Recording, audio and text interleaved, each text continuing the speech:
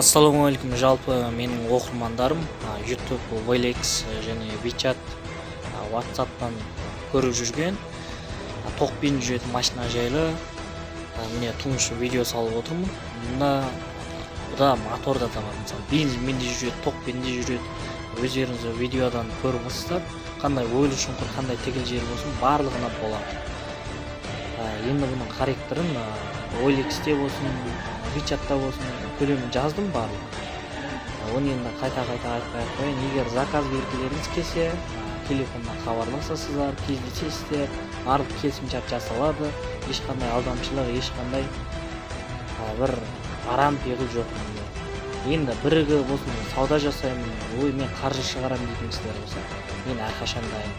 Осы видеоның соңында телефон нөмірімді жазатын боламын. Хабарласыңыздар.